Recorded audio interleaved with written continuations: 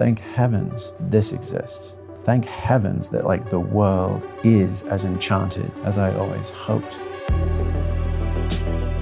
My purpose is to seek truth and share it, seeking the purest, cleanest experiences of being. So there's no social voice or chatter. This is just me as a human being alive on this planet. Peak states are accessible to everybody. Almost everybody has had micro to macro. There's the macro road to Damascus epiphany, life-changing.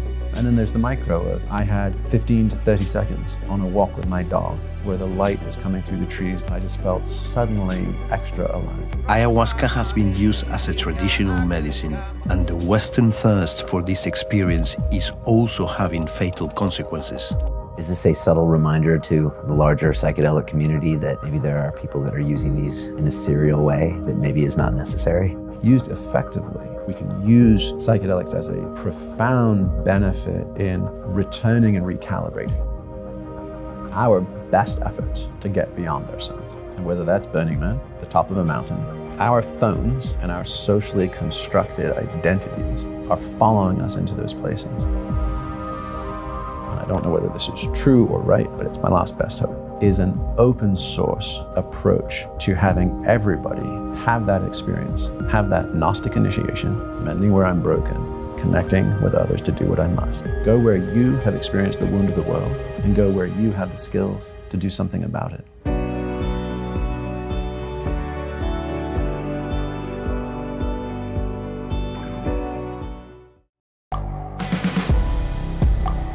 The world is changing.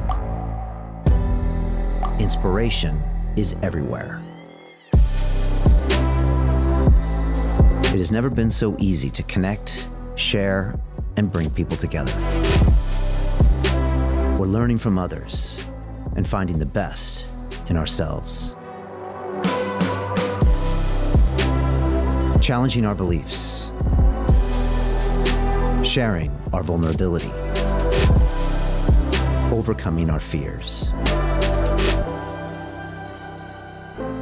Transforming ourselves so we can transform the world. How far can we go? This is London Real. I am Brian Rose. My guest today is...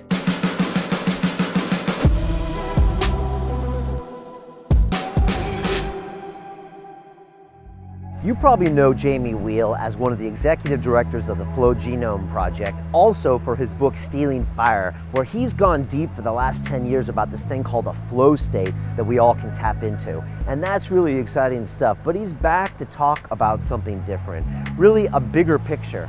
And he says we all need to wake up and grow up and show up. What does that mean? Well, first of all, we need to wake up. We need to use peak experiences to show us the power we have inside of us and the things that we need to do in this world.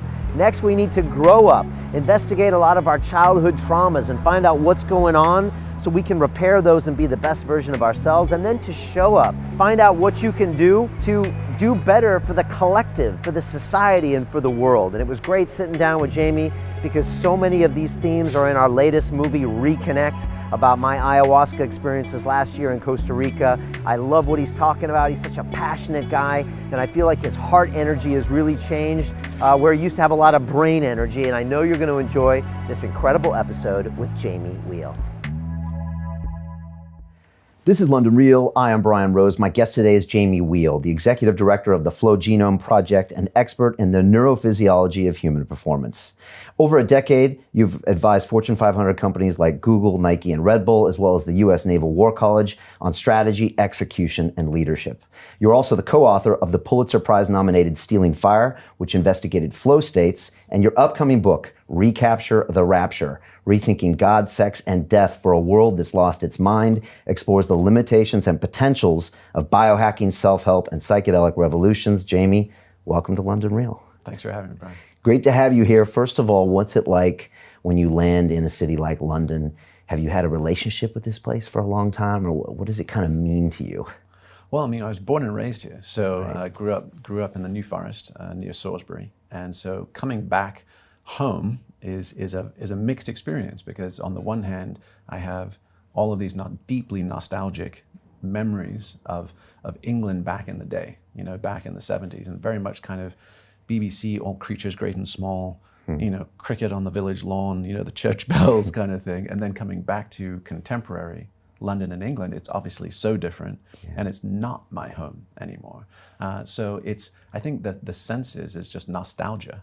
Right. A feeling for all of the history and the traditions, and you see in the buildings the etched in stone and the names and the generations before. And on the other hand, this hyper modern cosmopolitan world that's completely new and foreign to me. So it's sort of delightfully ambiguous. What do you remember about the culture and the vibe and the feelings in like 70s and 80s? Like, what was Britain then? I think the closest I can describe that would be a reference point for people is the sense that that entire generation of kids that came of age reading Harry Potter, and the watching of the first films and the coming to Hogwarts, that sense of coming to Hogwarts, that's what I kind of grew up with. I grew up with that sense of, lineage and tradition and something ancient. So, growing up in the New Forest, we would drive past Anne Boleyn's old manor house, and there was the tree in the forest where Prince Rufus, back in the Middle Ages, was shot by his own huntsman, in a sort of assassination attempt that was, written off as an accident. And, my brother went to the cathedral school in Salisbury and used to run on his cross-country team around Old Sarum Hill and Stonehenge. So that sense of just ancientness, I think, has always been in my bones. And then coming to America, which obviously feels so new, and so everything's just immediate. I think it was that sense of both history and just the kind of the bones of a place and the lineage of the people that really has led to a lot of my curiosity and learning, which was always sort of neuroanthropology. Very much like Yuval Harari and Sapiens and Homo Deus, or what's his bucket, Jared Diamond in Guns, Germs, and Steel. Like that sense of who are we? And where have we come from? So having that history growing up in Britain, you might not have got that growing up in Phoenix. Maybe not. Absolutely. Yeah, and that's the thing. I grew up in San Diego, so there really wasn't much history. I mean, the oldest building's 50, 60 years old, and maybe there's some monks that came up from the South, but there wasn't much. So when I walk around England, I'm so steeped in it. It just feels like part of me now. You grew up in an interesting family here as well. High performance mother and father. Can you briefly talk about that and how that might have shaped your future? Sure. I mean, very much mixed traditions. So my mother was South African. My father's family moved from London after World War II to South Africa. That's where they met. And then he came back and he submitted his applications to Cambridge and to the Royal Naval Test School. And the entry, I think, to Cambridge was something like, 7%, 8%. But the odds to get into the Royal Naval pilot training was, I think, 2%. And he got into both. And so he was like, okay, I'm going to go and do the pilot thing because I want to fly the best planes in the world. So he was, when the Concorde was still a military top secret project, he was testing that. When the Sea Harrier, the vertical takeoff jet, he was the chief test pilot on the carrier takeoffs and landings, which he described to me once was, it was like trying to land in pitch black night in the North Sea, trying to land a Harrier on an aircraft carrier. And these are the small ones. These aren't the crazy big, U.S. nuclear ones these days. Was like trying to sort of land on a pool table, by a lighter. So that was my background. It was very much the sort of the Great Santini to Top Gun, was that world. Right.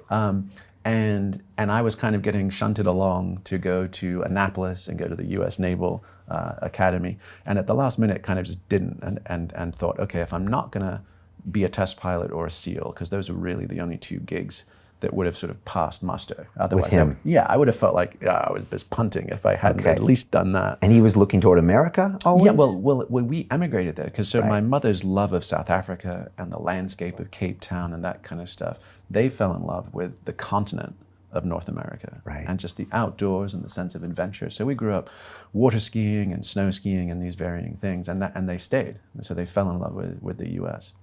And so, absent going the military track, my commitment was, okay, if I'm not going to do that, how do I ring that bell anyway? And so that was where my interest in surf rescue and wilderness medicine and mountain guiding and those kind of things came in. I was like, well, if no one's going to shoot at you or something like that, at least can you put yourself in mortal consequences with precision and with teamwork and with that same caliber of leadership? And can I learn there? Plus, it always just made more sense. I mean, I think maybe being a stranger in a strange land and never actually feeling a part of any culture. I was just, even as a kid, I was sort of a perpetual anthropologist. Like, what are the strange customs of these humans I'm around? You know, so nature made sense. Right. And I think that's always been a refuge for me. Interesting. Yeah. And in your TED Talk, when you were in Venice, you said that you always felt like that outsider until you had kind of that one windsurfing incident where you probably had your first flow state experience. And I'm sure it was preposterous for your friends to hear that story, or even tell yourself that story at first, that getting on a board with a sail on it could change your life. But it did, right? Yeah, I mean, I would say, you know, people often ask sort of like, oh, okay, so what makes you tick? You know, what's your sort of quote unquote lineage? Or where did you come from, or how did you get to here? And the simplest description for me is, you know, music, mountains, mushrooms, and marriage was really it. You know, and the unlocking moves were the mountains, mushrooms, and music, right? The marriage happened to be finding a life partner in college, and then continuing this journey together in relationship, and then also with children, with family, which became the grounding element. I think otherwise I would have, you know, shot up to the mountain and never come home. Right. So that was always the filter. But the first two was really beautiful, natural immersion, where I could go and take all the angst and all the frustration of being an angry young man, you know, railing against the world that didn't seem like it made sense or lived up to my hopes or ideals, thrashing the ever-living hell out of myself, getting to a place of physical exhaustion, you know, getting my yah-yahs out, experiencing beautiful sensations of gravity, you know, whether that was zipping along, windsurfing or skiing or mountain biking, something, and then often having the moment of kind of release, like that windsurfing experience of, you know, riding along on the golden pathway of the setting sun, and just being like, oh, hell yeah, this is pretty good. You know, there's no clutter, there's no super ego, you know, so there's no social voice or chatter. This is just me as a human being alive on this planet, you know, and dynamically engaged. Wow. And so that became a lifeline.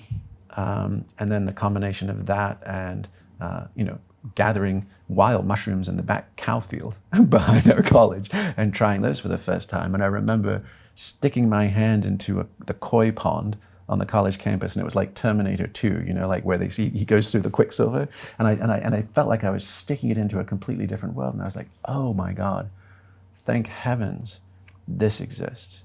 Thank heavens that like the world is as enchanted as I always hoped.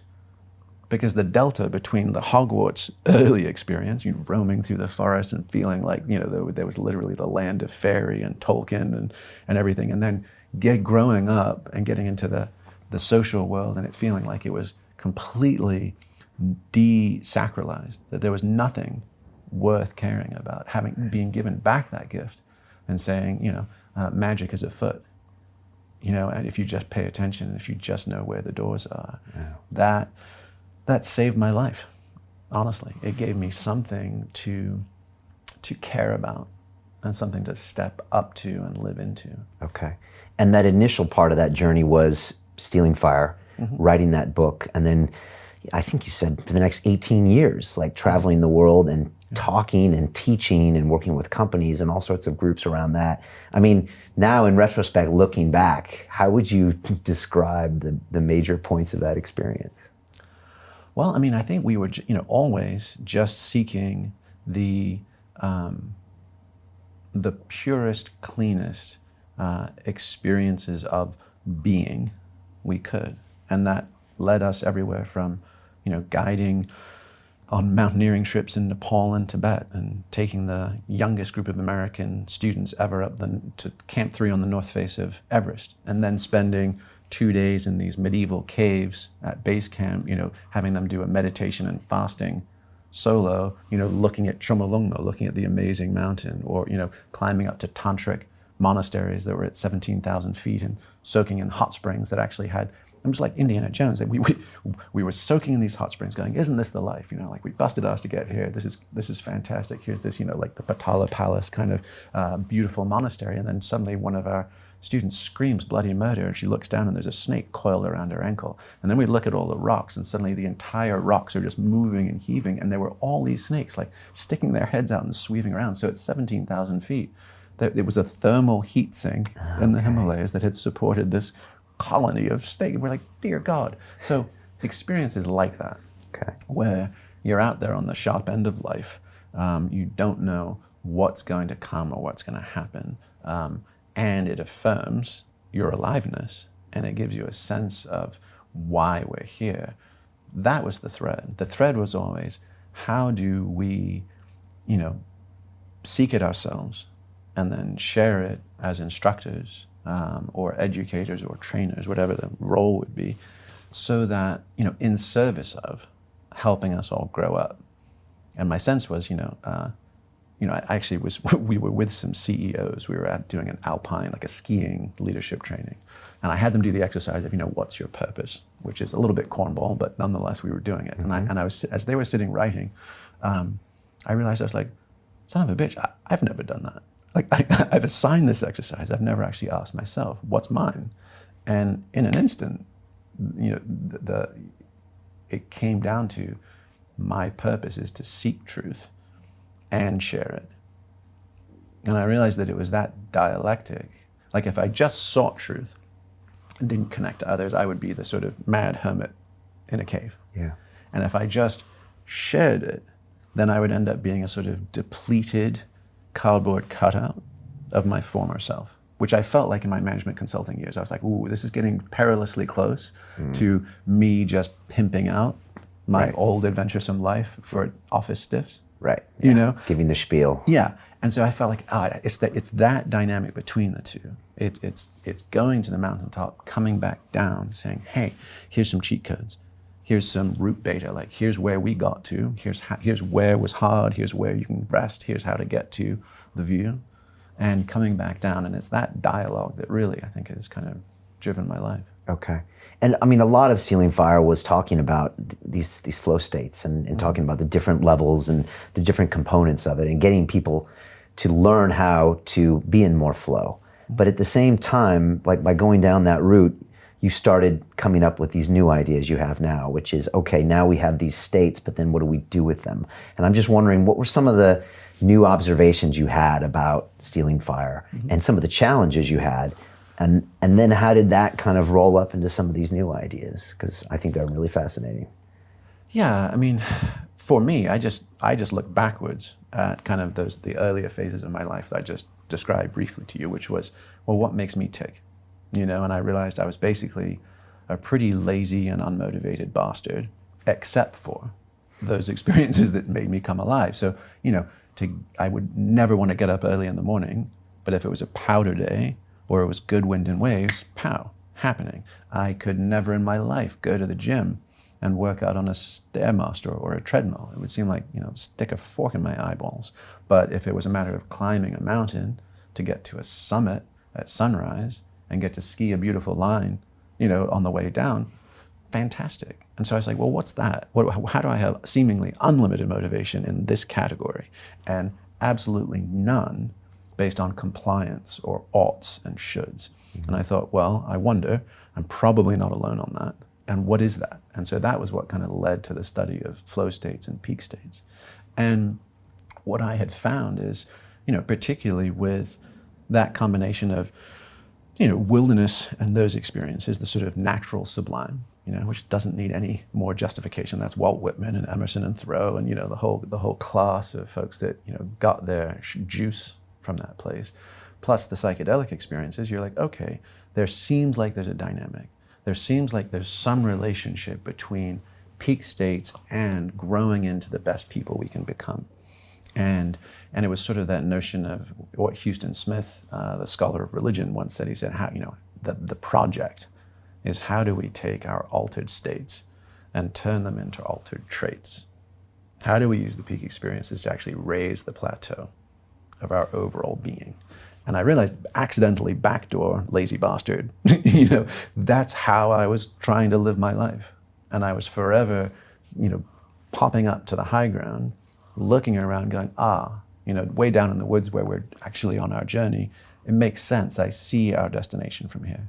I understand where we're going. So when we come back down and we shoulder our burdens again, I'm not wandering lost in the woods. I'm not dragging ass and when are we there yet? Are we there? I know where we're going. Right. And there's a sense of ability to close that gap. So that's really, I think, the mechanics of how peak states can be so profoundly helpful. And where we are today is, were your students understanding that? When you're teaching that to Navy SEALs and CEOs and all those people, were they getting that same realization, or does it take? Do you have to be immersed in flow for a while to start to understand that it can give you kind of the plan for the future or a bigger picture? No, I think that's actually a sort of that's an intrinsic feature of peak states. And there's an old Greek term, but Philip K. Dick, the science fiction writer who did Blade Runner and Total Recall, he is a hat tip to him, was because he familiarized the term, which is anamnesis. And anamnesis is the opposite of amnesia. Okay. So it's literally the forgetting of the forgetting. Right? Okay, wow, that's deep. I can think about that for a while. Okay. So when you forget that you've forgotten, you've remembered. And what we typically remember in those states is who we are and what we're here to do. Yeah, that describes quite a few of my psychedelic experiences. Right? There's always that profound sense of deja vu and a deep remembering. And I always think of that, the Disney film of Sleeping Beauty, where the entire kingdom has fallen asleep under the spell. And then when they wake up, they're sort of in the middle of their conversation. There's the cook in the kitchen and he's chasing somebody. The whole thing comes back to life. And I feel like peak states so routinely do that it's a known issue. And it's that remembering of, I have a deeper knowing. Beyond the day-to-day, beyond the chatter, I have a nobler self. And I have a purpose. I have a mission. That to me is indescribably valuable. And at the same time, it feels like no sooner do we have that, we sort of power up into our fullest, high fidelity self, that there's almost always, in sort of a body scan, you'll start, and here's the laundry list of the things that are out of whack, out of integrity, not in keeping with that experience. So it's like that Suzuki Roshi joke where he's like, you're perfect exactly as you are, and you could use a little work. And my sense is that peak states do that. And that's, if that was all it was, that would still be profoundly useful. But there's also a sense, and this dovetails into PTSD and trauma work as well, which is, for instance, like when the MAPS research with MDMA and trauma therapy, what does that do? Right? If you're just a raver and you pop some Molly, you go off and you oods, you dance, you don't necessarily think about it or integrate it. But when it's in a therapeutic setting, you have that experience of, I feel fantastic, I feel like $1 million, I have, heightened oxytocin and serotonin and prolactin, I feel warm and womb-like, and I can take some of that energy and I can use it to revisit the places I'm contracted, the places I'm impacted. And because I now have safety, I'm not contracted and defended and blocking it. I can actually go into and shift that stuff. Right. So it feels to me that there's a, to your point about what's evolving after writing Stealing Fire, which was arguably a love story to the backstory of ecstasis. Yeah. Right? This is where we've come from, all the way back to the ancient Greeks. Yeah. In the 60s and the 70s to now. This next book, Recapture the Rapture, is sort of what's the relationship between those peak states and our healing and our connections and commitment to each other. So instead of just ecstasis, it's a three-legged stool, it's a triangle. And it's ecstasis, go up and remember what you've forgotten.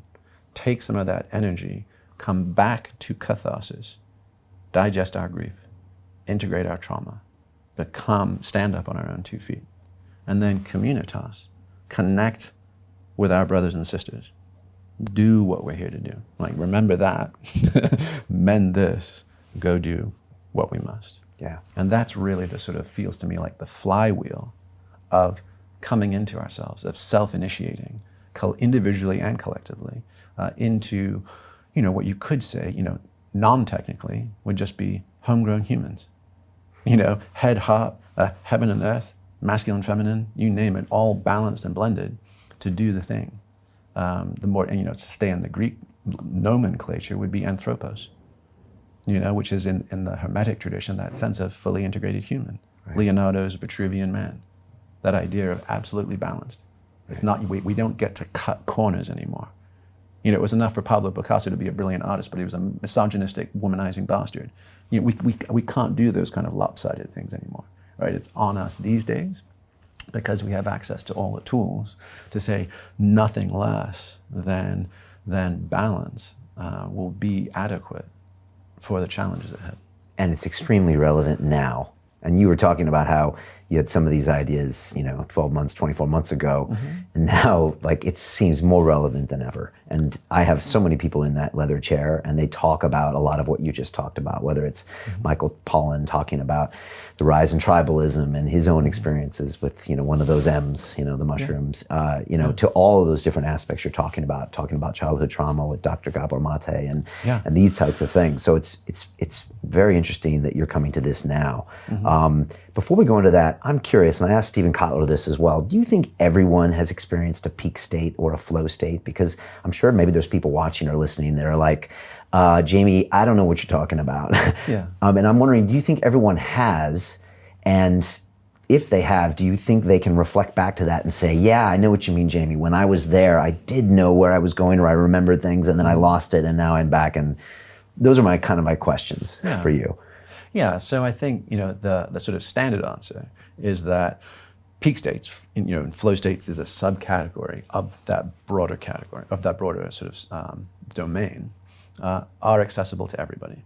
And most people have, almost everybody has had some micro, there's a range, micro to macro. You know, there's the macro road to Damascus epiphany, life-changing. Right. And then there's the micro of, I had 15 to 30 seconds on a walk with my dog where the light was coming through the trees just so, and, you know, and I smelt things, and I just felt suddenly extra alive and suddenly no place else. And the thing that's often confusing for folks about the micro ones is that they're rarely the photo album flashbulb memories. They're very rarely your wedding or your prom or your graduation or the pomp and circumstance times. They're blips, and they happen in the flow of things, of life, and we typically don't tag them and label them.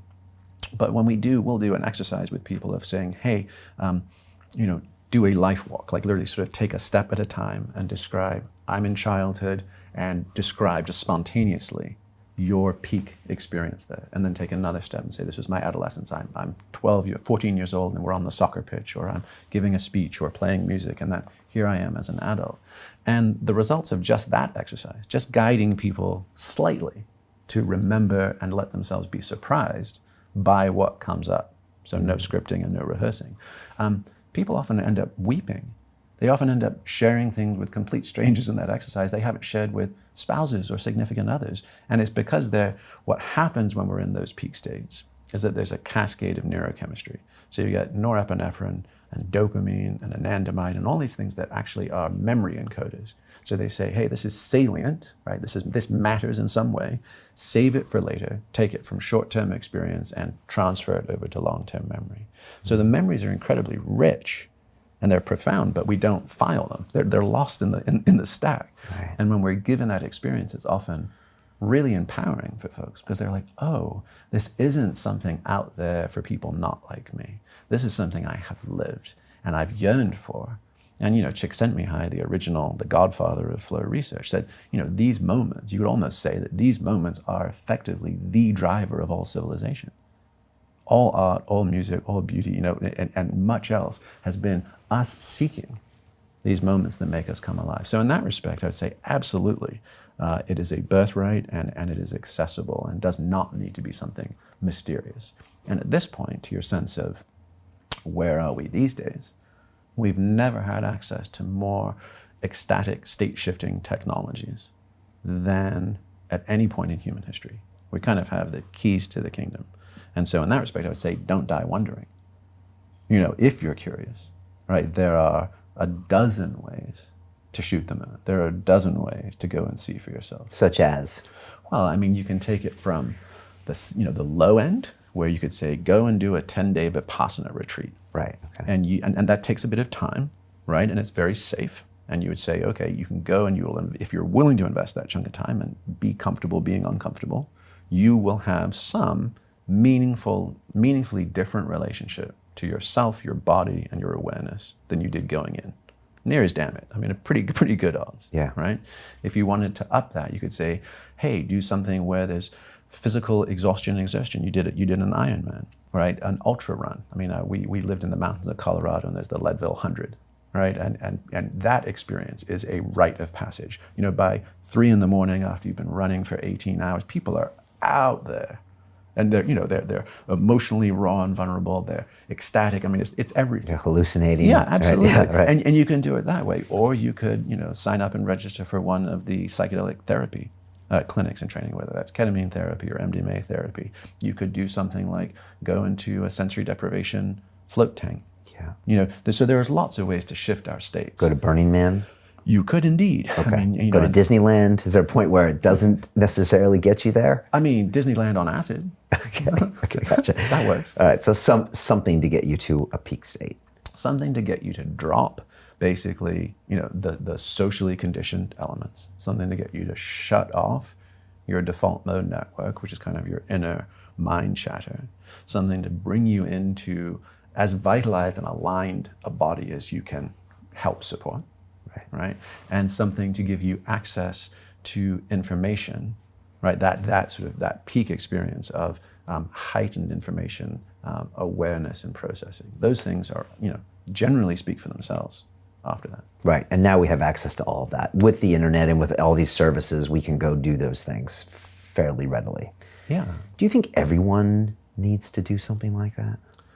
Well, I mean, here we are sort of in the nominal psychedelic renaissance. Like after Stealing Fire, after Michael Pollan's book, there's been this massive, I mean, those books didn't create it. They were simply naming a thing that was already happening. Yeah. And maybe extending the awareness of it and helped crystallize it. But I think that we are in a goofy spot, because at the same time that we have more access to more psychotechnologies than any humans ever, they've also been completely ripped out of cultural context.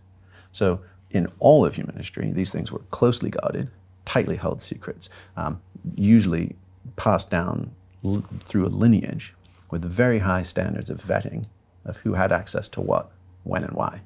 And now it's gloves off, and you can pretty much one click on Amazon and blow yourself to the moon. And so my sense is that we absolutely need to start articulating cultural parameters for what is appropriate and best use. And it is goofy, because particularly psychedelics, but any of these peak state experiences, you could say, deliberate and conscious sexuality is another one. And to your point about, has everybody had these experiences? Jenny Wade is a researcher on sexuality and found that over 15 million Americans have had accidental, spontaneous, transcendent experiences during sexuality. So that's not doing some specific protocol, that's not learning Tantra or anything like that, just making love with a partner and having some wild, non-ordinary experience. And less than half have actually shared it with their partners. Right. So you're like, because they don't know what to say or do. Right. So you're like, both intriguing, inspiring, and tragic, depending on which side you're looking at. Yeah. And so with these elements, and there's the whole, we got the psychedelic renaissance on one side, you've got kind of open sexuality, polyamory, open relating, sex at dawn, that whole kind of movement. Yeah. And there are no governors on what we're doing. So to bring it back into cultural guidelines as to how might we or ought we do this, my sense is that, just from an anthropological point of view, you could make a case that, there's a bell curve distribution. And you could say probably, hey, I mean, these are rough numbers, but roughly 10% of people should never touch psychedelics, or even any sort of overheating, deliberately ecstatic technologies. Breathwork, sexuality, sensory deprivation, those things. They have a genetic or hereditary history of mental conditions. They have a deliberate and destabilized series of traumas that are maybe not amenable to healing. They might have cluster B personality, so sociopathy, psychopathy, narcissism, those kind of things. That will make those folks worse. So 10%, take it off the table. Only 10% on the far side should ever do them more than a handful of times in their life. And the middle of the bell curve, the 80%, could arguably, what if, for instance, we had a rite of passage in adolescence? Everybody says rites of passage are essential. We have these extended adolescents. They're stretching into the mid-20s. Some people still haven't grown up by the time they're 30. There are still dudes with their Xboxes, smoking weed and jerking off to porn and playing first-person shooters. At home, right? At 30. And there's an entire generation of young women that are like, what the hell? I've got a man-child as a boyfriend. When will they ever grow the hell up? So definitive rites of passage feels like a really important thing. And you could say, how about, let's say, 3 grams of psilocybin? It's like that old book, Alex Haley's book, like Roots. Where in the beginning, in West Africa, his father, he's born and his father holds him up and to the night sky and he says, "Behold, Kunta Kinte, the only thing in the universe greater than you." Like, we need that experience. So that could be a rite of passage. Mm-hmm. And then marriage. What if, whether it's your wedding night or some precursor to it, you had structured and supported MDMA couples intimacy. Here's my deepest love. Here's my deepest vulnerability. Here's my heart truth. Can I say it and testify with you? And can we forge that bond at that structurally foundational level of our relating? And then potentially end-of-life preparation.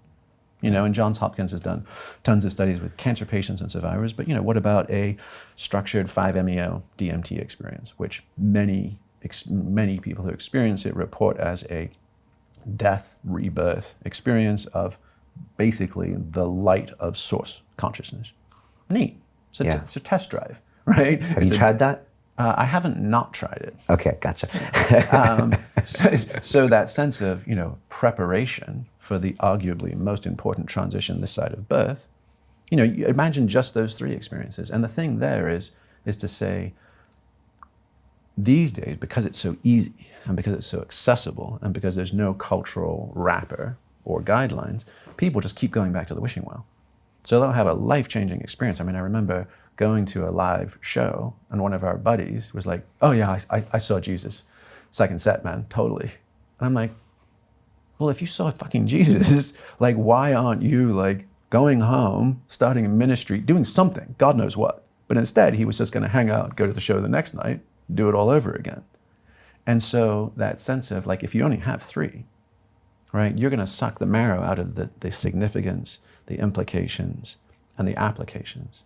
So like Lakota warriors, right, they would do their vision quest. They'd go to the mountain, they'd put a circle of stones, they'd stay there for 4 days, they would wait for a dream vision from Great Spirit, and then that would become the lodestone for their life. They didn't come back the next weekend and the weekend after that and the year after that. They said, This was my one, amen. I stick that in my virtual medicine pouch, right? And I cherish it. And I spend the rest of my life waiting for the good day to die. Is this a subtle reminder to the larger psychedelic community that maybe there are people that are using these in a serial way that maybe is not necessary? Yeah, we've all met someone who's had 65 ayahuasca experiences. And they wear it like a badge of honor. I know. And I always find it profoundly suspect. Me too. There's the old Alan Watts, when you get the message, hang up the phone kind of thing. And I'm not that binary about it. I think there's profound benefit in returning and recalibrating over time. There's a sense of sort of, used, I think, effectively. And so we won't say appropriately, because that's a that's a fool's errand to try and assert. But used effectively, peak experiences, and we can use psychedelics as a visible, present test case, but it is in no way limited to those. Any comparably potent psychotechnologies can be used as, in a sort of 3-part way, sort of as metronome, tuning fork, and training wheels. So the metronome is back to that anamnesis, right? Am I on the one? Am I on the pulse of life? And I always think of the Carter family, the June Carter who married Johnny Cash, right? And her whole family, right? They lived in a Tennessee, Kentucky farmhouse or something like that, and with a wraparound porch. And before they would play at the Grand Ole Opry, 3 kids playing banjo and fiddle and something else would go marching off one way around the porch, and then the other half of the band would go marching off the other way. And if they met at the back of the house and they were still on the beat together, they knew they had it licked and would do a great job that night at the Opry. And I think coming back to ourselves and being like, I think I'm on the one, but I'm not sure. Can I come back to source? Can I come back to self? And can I just, I was a half bit ahead, I was galloping, I was lagging, I'm back on. So the metronome feels important. And then the lag time between my last peak state, where I've powered up into my truest best self, and now I've probably been pulled down by the density and the gravity and the 1,000 tiny cuts of life. The haters have taken their shots, right? And so my instrument is probably a little out of key. And so the tuning fork is like, hey, here's perfect middle C. Where are you? Are you sharp? Are you flat? Can you just tune such that your instrument is back again? And then the training wheels. I now feel, and then back to the PTSD therapy that MAPS is doing with MDMA, I feel safe, I feel whole, I feel loved, I feel enough. I'm not contracting, I'm not coming from scarcity, right? And I'm able to live open-heartedly and even courageously and creatively. Right. Can I practice that? And can I actually feel like what it's like to come from a supersaturated state? And can I actually get that into my muscle memory? Okay, so you can take the wheels off. So then later. I can take the wheels off. And I think that's actually one of the profound benefits of an event like Burning Man compared to a weekend festival or compared to kind of a one and done experience, is that people go to Burning Man, the environment, the conditions, the sensory overwhelm, the substance and sexuality, you name it, it's every ecstatic technology in the world bung together. But what happens is people crack open, so they'll have a breakthrough experience, and then they've got 3, 4, 5 days interacting with other people in a shared archetypal improv of let's extend this jam. Let's practice what it means to not just be somewhere deep in the desert, communing with the stars, but actually sharing drinks and playing games and building things and dancing together. And so it really becomes more somatically registered and more sort of somatically landed. So that would be my sense, is that if we sort of create hedonic engineering would be what's the actual rational, practical art of tuning our states in service of our long-term development, growth, and outcomes, right? What do we actually do with it? And if you do that, you can kind of create a flywheel where we're doing the good things for us every day. That's the flossing your teeth and the 15 minutes sitting and the physical exercise and anything that is just raising our foundational practice. Hard to overdo, most of them, unless you're super type A and compulsive. Mm-hmm. And then a sort of once a week Sabbath experience, like reclaim half a day out of 7 that lets you reset deeply. Once a month, give yourself a full day, clear the decks, and actually go big. Once a season, a weekend, once a year, a week. And if you have, because what we've got right now is access to the atom bombs, right? I'm going to go down to Peru and do an ayahuasca retreat. I'm going to go to Burning Man. I'm going to do the thing. And it's blow ourselves apart in a million pieces. But then we're all trying to reassemble our spaceships in our driveways. No one has the instruction manual, and there's a lot of left missing bolts and pieces, and we go from a, light speed back to, holy shit, this is Monday morning, and I'm wearing this monkey suit, and I've got this shitty job, and I'm sitting in the traffic, and what the hell? And we don't have any of the middle of coming back to the metronome, the tuning fork, and the training wheels. And I feel like the micro and the meso sacrament is the piece that we're missing culturally right now. The macro, the atom bomb, we've got access to it. But it's the interstitial stuff that's really key to helping us integrate and actually make the most of these things. Yeah, and that's one of the reasons I was super excited to talk to you about today, because as you know, we're about to premiere our 5th documentary feature film, and it started after my Ironman race last year. It was like a month after, and Dennis McKenna was like, Brian, come down to Costa Rica. We're going to do these ayahuasca ceremonies. Bring your film crew and let's go. Cool. And I was resisting because I was just like, I don't know, are we going to make a movie? I don't want to make I don't want to make another ayahuasca movie. We've all seen too many ayahuasca movies. And I was like, I don't want to do that. Now, we've been talking about psychedelics and plant medicines for 7 years. And so, you know, we know these things, but I didn't want to go down there just to do it. But we did it anyways. And I ended up having the second ceremony was the most profound experience of my life, something that taught me so much and also reminded me that for me, ayahuasca is the mother of all psychedelics. It's the one that gives me lessons. It gives me 10 commandments. You know, because this is exactly what you need to do. Talk about training wheels and tuning forks. I mean, it was really, this is what you need to do. And towards the end of the ceremony, she said, let's review what you will not forget tomorrow. Oh, no way. Let's go back to these 10 things. And that's something I always get. I don't get with psilocybin. I definitely don't get with DMT. So it was profound. And of course, I get dropped back in London way too soon, like literally a day after that last ceremony, and dropped into the madness of what we do here. And now it's time for me to integrate. And I'm telling my wife all of our future and her new role in this whole new reality, of course, that I've seen crystal clear. I'm telling my team that as well. And of course, it doesn't work like that, the way you just described it, because we have these atom bombs and now I'm back to the laundry, right, after the ecstasy. So we kind of show this whole process, and also I'm trying to figure out how the community plays in on this. And this is where, you know, your upcoming book plays in. Like, how do we interact with each other? How do we deal with things that feel like they've been weaponized, like climate change, where what is going on? I don't know. Something's going on. It doesn't feel right. But I don't know. People are getting angry and they're divided over it. And so I'm doing all of this. And then, of course, my childhood traumas come up as well. So you're 7 years old, your parents are divorced, and this always comes up with me in these ceremonies, and it's limiting me. So I end up flying back to San Diego and getting both my parents on camera and asking them about the divorce.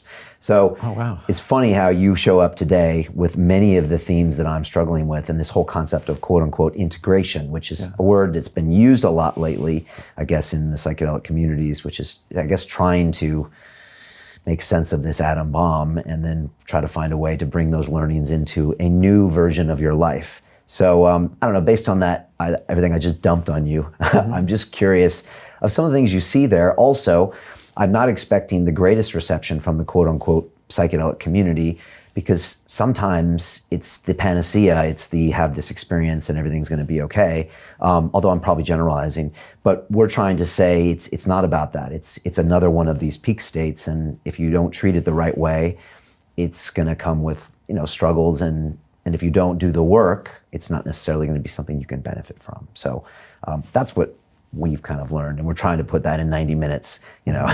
So it's been a lot of fun, obviously, trying to do that. I don't know, what do you think of all that, Jamie? Yeah, I mean, you know, you're not alone. This is the sort of pernicious nut to crack for all of us, and I mean, I think about this a lot, because how do we reconcile what you just described? You went down to Costa Rica and had the most profound experience of your life. You know, amen, God bless. You know, nothing but gratitude for that kind of a thing, that I get to have lived a life that includes that in it. That's how I felt. Yeah. And at the same time, some bitch, man, where's the transmission? How do I take like starlight and learn to grow corn? And that transition is arguably the entire human project. And I think there's a lot of, because we've yanked it out of culture, right? We're just having these experiences and jacking into power feeds. I always think of, like, there's that Far Side cartoon, two mosquitoes, you know, and one of them is in an arm and he's blown up like a balloon. It's like, pull out, Hal, pull out, you hit an artery, right? And that's kind of what we're doing with psychedelic and ecstatic technologies. We are jacking in to the main vein and just literally like blowing our minds. To continue watching the rest of the episode for free, visit our website londonreal.tv or click the link in the description below.